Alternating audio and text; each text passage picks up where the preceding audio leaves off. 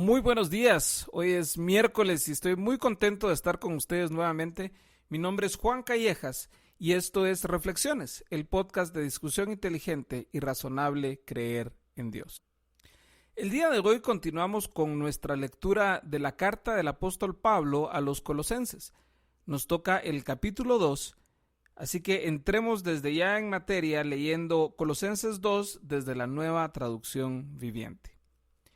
Quiero que sepan cuánta angustia he sufrido por ustedes y por la iglesia en la Odisea y por muchos otros creyentes que nunca me conocieron personalmente. Quiero que ellos cobren ánimo y que estén bien unidos con fuertes lazos de amor. Quiero que tengan la plena confianza de que entienden el misterioso plan de Dios, que es Cristo mismo.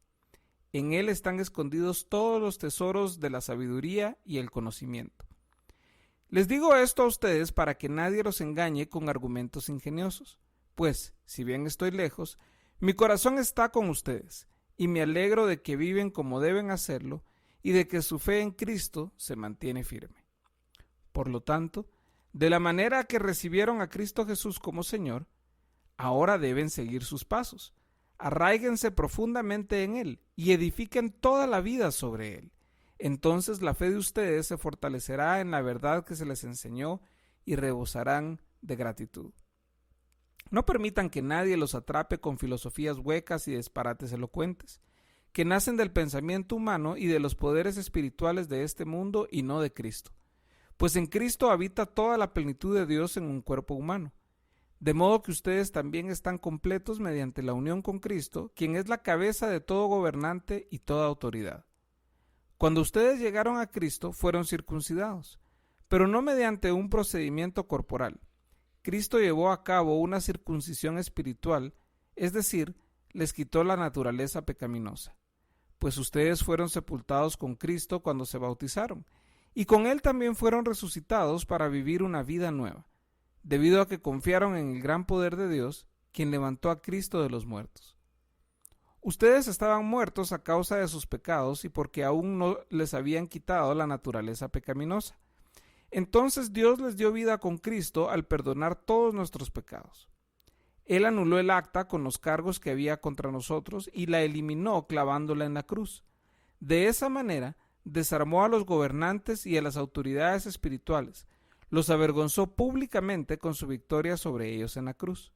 Por lo tanto, no permitan que nadie los condene por lo que comen o beben, o porque no celebran ciertos días santos, ni ceremonias por luna nueva, ni los días de descanso. Pues esas reglas son solo sombras de la realidad que vendrá, y Cristo mismo es esa realidad. No dejen que los condene ninguno de aquellos que insisten en una religiosa abnegación o en el culto a los ángeles, al afirmar que han tenido visiones sobre estas cosas. Su mente pecaminosa los ha llenado de arrogancia y no están unidos a Cristo, la cabeza del cuerpo, pues Él mantiene todo el cuerpo unido con las articulaciones y los ligamentos, el cual va creciendo a medida que Dios lo nutre. Ustedes han muerto con Cristo y Él los ha rescatado de los poderes espirituales de este mundo. Entonces, ¿por qué siguen cumpliendo las reglas del mundo tales como no toques esto, no pruebes eso, no te acerques a aquello? Esas reglas son simples enseñanzas humanas acerca de cosas que se deterioran con el uso.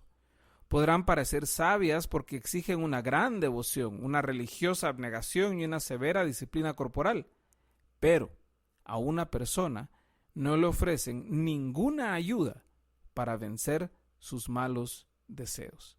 Fin del capítulo 2.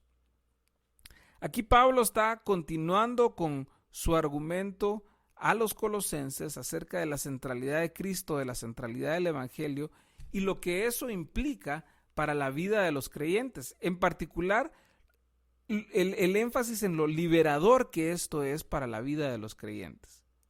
Pablo comienza expresando su preocupación por ellos, por la iglesia de una ciudad vecina, la ciudad de la Odisea, y su deseo de que estén animados, que estén unidos en amor, y que lleguen a confiar plenamente en que ya entienden, ojo, que ya entienden el misterioso plan de Dios que es Cristo mismo. Ese énfasis en Pablo que vemos aquí en el libro de Colosenses de que ellos puedan conocer plenamente a Jesús es importantísimo. Importantísimo. Y no podemos pasarlo superficialmente o solo pasarlo por alto. Luego continúa que en Cristo están escondidos todos los tesoros de la sabiduría y el conocimiento. O sea, no se trata de conocer el plan de Dios para mi vida como meta de la vida cristiana, sino conocer el plan de Dios que es Cristo mismo. Para el cristiano no hay plan B. El plan es Cristo, y ahí es donde debemos centrar nuestra atención, nuestra energía y nuestro esfuerzo. Por eso Pablo dice que nos dice esto para que nadie nos engañe con argumentos ingeniosos. Ojo, hay muchos argumentos ingeniosos que nos van a querer desviar la atención de conocer a Cristo. Así que debemos estar atentos. Y Pablo los felicita a los colosenses porque viven de manera correcta y porque su fe en Cristo se mantiene firme a pesar de las circunstancias que estén viviendo negativas, persecución, etcétera, etcétera. Entonces, Pablo sigue exhortando a los colosenses a que vivan con la misma energía y la misma pasión, el mismo gozo con el que recibieron el mensaje del Evangelio. Que estén profundamente arraigados, que echen raíz profunda en su fe, que edifiquen toda su vida sobre la fe en Cristo, sobre Cristo. Y entonces esta fe se va a fortalecer porque conocemos más acerca de la verdad de quién es Jesús, y eso va a producir en nosotros gratitud porque vamos a apreciar todavía más el valor del regalo del Evangelio, del sacrificio de Jesús en la cruz, de la gracia de Dios expresada a través de esto. Pablo los exhorta también a no permitir a que nadie nos atrape con filosofías, disparates elocuentes y demás cuestiones que nacen del pensamiento humano, pero no de Cristo, que no nacen de la enseñanza del Evangelio. Porque nuevamente, Cristo es Dios. Eso es lo que quiere decir el verso 9, pues en Cristo habita toda la plenitud de Dios en un cuerpo humano. O sea, Jesús es Dios y por ende nuestra energía debe estar en conocerlo a Él. O sea, nosotros estamos completos, no necesitamos otra filosofía más, porque ya por nuestra unión con Cristo, quien es cabeza de todo y en quien se esconden todos los tesoros de la sabiduría y conocimiento, estamos nosotros completos.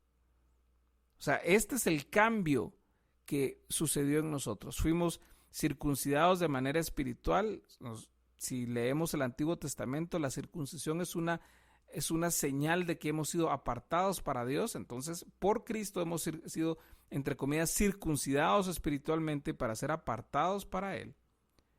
Y eso quiere decir que nuestra naturaleza pecaminosa ha sido quitada de nosotros. Se nos ha dado, hemos sido revestidos por una nueva naturaleza. Nuestros pecados han sido perdonados, pasados, presentes y futuros. Por eso en el bautismo nosotros vemos ese símbolo de haber dejado atrás nuestro viejo hombre y haber sido resucitados a una vida nueva. Y es lo que nos recuerda Pablo en el verso 12. Pablo nos recuerda nuestra condición en el verso 13, que estábamos muertos por causa de nuestros pecados y porque vivíamos aún bajo esa naturaleza pecaminosa. Entonces el milagro de la salvación es que hemos sido transformados, hemos recibido una naturaleza nueva. Jesús tomó todas las acusaciones en contra nuestra y las clavó en la cruz y las venció a través de su resurrección. Por eso es de que dice al final del verso 15 que todos estos poderes espirituales en contra nuestro fueron públicamente avergonzados por la victoria que Jesús obtuvo en la cruz en favor nuestro. Entonces, y aquí viene del verso 16 al verso 23, toda esta excelente exposición de la nueva libertad que tenemos en Cristo. Entonces, no podemos ser condenados por cuestiones de comida, por cuestiones de bebida, por qué fiestas celebramos o no celebramos. Porque todas estas reglas que los judíos tenían solo eran una sombra de una realidad que ya ahora ha sido manifiesta a todos nosotros los cristianos, que es Cristo. La realidad de Cristo es donde está el cumplimiento de todo esto. Entonces, ya todas estas reglas ya no son necesarias porque ya fueron cumplidas todas en Cristo. Esa es la realidad de la que Pablo habla en el verso 17. Entonces no podemos ser o no debemos permitir que se nos condene por cuestiones de legalismos humanos, por quienes insisten en una vida legalista de religiosa abnegación, o por quienes nos piden que rindamos culto a cosas que escapan de lo que Dios nos ha revelado en la Biblia. En el caso de Pablo aquí, el culto a los ángeles, etcétera, etcétera. O sea, quienes enseñan estas cosas, como Pablo nos dice, han sido o lo están haciendo desde una mente pecaminosa y arrogante y que no está unida a Cristo.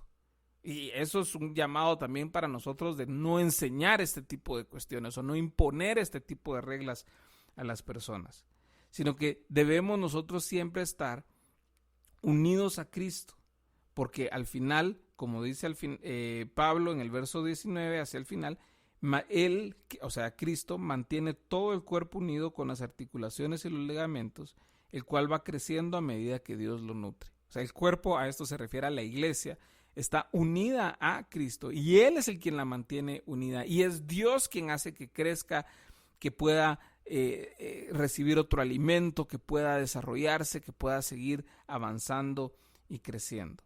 Entonces Pablo nuevamente nos recuerda, si nosotros ya hemos muerto con Cristo, si ya hemos dejado atrás todo esto, si ya hemos sido rescatados de los poderes de las espirituales de este mundo, entonces ¿por qué insistimos en reglas? ¿Por qué insistimos en seguir atados a legalismos como si estos son los que nos fueran a dar la libertad? Esos últimos versículos son clave. ¿Por qué siguen cumpliendo las reglas del mundo de no tocar esto, no probar aquello, no acercarse a aquello? Pablo nos dice al final de los versos 22 y 23 que estas son cosas humanas, que estas son cosas acerca de cuestiones temporales que van a pasar, que se van a acabar, y que a pesar de que aparentan, ojo, de que aparentan devoción o piedad o una vida abnegada y religiosa y disciplinada, no ofrecen ninguna ayuda para vencer los malos deseos que tenemos, porque la transformación no está en el cambio de actitudes, está en el cambio del corazón. Si nuestro corazón cambia, la disposición nuestra, las acciones que hagamos van a cambiar. Pero no se trata simplemente de modificar el comportamiento, se trata de obtener una nueva naturaleza que solo Dios nos puede dar a través de la fe, por gracia, de la fe en Jesús, de la fe en su sacrificio en la cruz, en su resurrección, de lo que Él nos ha ya dado. Recuerden cuando estábamos leyendo en 2 de Pedro, si no mal recuerdo, de que ya tenemos todo lo necesario en Cristo para vivir una vida que agrade a Dios. Espero que esta reflexión del capítulo 2 haya sido de bendición para sus vidas. Nos vemos primeramente Dios a esta misma hora para continuar con el capítulo 3 de Colosenses. Por lo pronto, que tengan un excelente día. Mi nombre es Juan Callejas y esto fue Reflexiones, el podcast de discusión inteligente y razonable creer en Dios. Bendiciones. Nos vemos mañana.